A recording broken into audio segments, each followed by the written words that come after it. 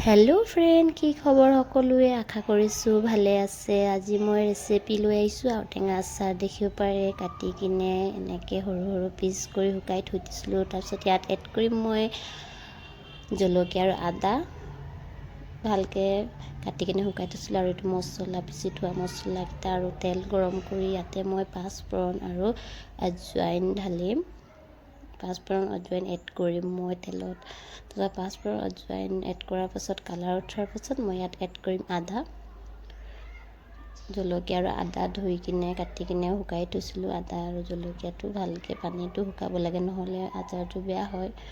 তো সেইকাৰণে ভালকৈ শুকাই থোৱা আছিলে দুদিনমান। তাৰপিছত এইটো মই জলকীয়া আৰু আদা এড কৰি দিলোঁ। তো ইয়াত ভালকৈ মিক্স কৰিম। ভালকৈ মিক্স কৰাৰ পাছত মই ইয়াত এড কৰিম হালধি গুড়ি। হালধি গুড়ি এড কৰাৰ পাছত আকৌ ভালকৈ মিক্স কৰিম। দেখিছে ইমান ভালকৈ হৈ গৈছে।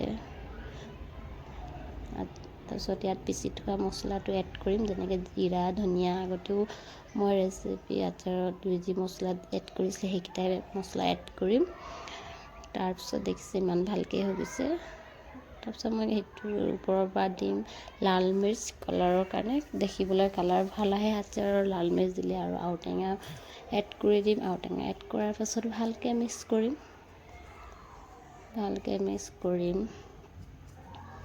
দেখিছে ইমান ধুনীয়া দেখিবলৈ আচাৰটো, খাবলৈ টেষ্টি। তো ইয়াৰ পৰা এড কৰিম নিমখ। চিম্পল ৰেচিপি ফ্ৰেণ্ড, আপোনালোকেও বনাই চাব পাৰে, খাবলৈ বহুত ভাল। আপোনালোকে এইটো বনাই কিনে থৈ দিব পাৰে, বেয়াও নহয়। নিমখ এড কৰাৰ পাছত ভালকৈ মিক্স কৰাৰ পাছত মই গেছটো অফ কৰি দিম। গেছ অফ কৰি দিয়াৰ পাছত মই ঠাণ্ডা হোৱাৰ পাছত বটলত ভৰাই থৈ দিম। যেতিয়া খাব মন যাব খাব পাৰিব। দেখিছে ফাইনেলি মোৰ আচাৰটো। আজিলৈ ইমানে ফ্ৰেণ্ড, বাই বাই।